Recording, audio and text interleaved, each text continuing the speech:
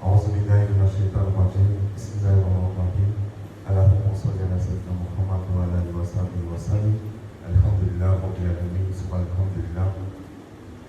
On remercie Allah subhanahu wa ta'ala qui nous a facilité la prière des sous. Encore une fois de plus, à la mosquée, on demande à Allah d'accepter nos prières, d'accepter nos invocations, nos doigts, nos supplications et tous nos actes d'adoration. Alhamdulillah, Rabbil Alamin, alhamdulillah. Aujourd'hui, nous allons parler de l'envie. Subhanallah. Mais avant de rentrer dans le petit sujet, on va revenir encore sur l'importance du tawhid. Chaque musulman doit comprendre l'importance du tawhid. Parce que sans tawhid, il n'y a pas d'islam. Sans tawhid, même si tu viens dormir à la mosquée, Allah ne va pas te regarder. Sans tawhid, tu vas jeûner le mois de Ramadan. Si tu veux même pas jeûner toute l'année, Allah il s'en fout de ça. Si tu veux, il faut faire zakat. Il faut aller à la Mecque chaque mois. Il faut aller seulement même pour les Hajj. Tous les mois même, il faut aller à la Mecque. Allah il va rien accepter de tout ce que tu vas faire. Parce que tu ne passes pas de tawhid. Alors que le frère soit l'islam, de la mécréance à la foi, il n'y a qu'un seul pas. De la foi à la mécréance, il n'y a qu'un seul pas. C'est pourtant il faut faire très attention.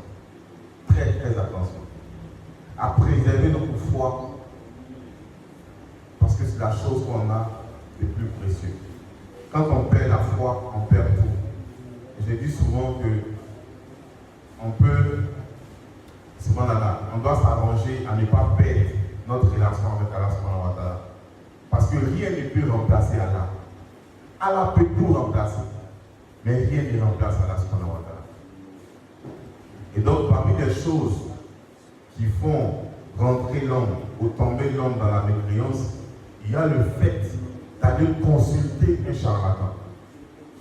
Celui qui va chez un marabout pour dire non, il m'a regarder mes choses. Et puis il croit en ce que le marabout, le charlatan lui dit. Le prophète Isa, il dit qu'il n'est plus musulman. Il a mécru en ce qui a été donné à Mohammed. Alors que vous allez voir que beaucoup de nos frères et de nos sœurs continuent d'aller chez les charlatans. Tu vois tout le temps ici même dans notre carrefour. Il y a les canaries cassés là-bas. Les calebasses, les colas, les trucs comme ça. Souvent dans la c'est de la mécréance. Jamais casser un œuf au carrefour ne peut changer la vie de quelqu'un. Le seul qui peut changer ta vie, c'est Allah. Et chaque musulman doit comprendre ça. Porter une barre de protection, un morceau de fer, et dire que ce morceau de fer là va te protéger des accidents,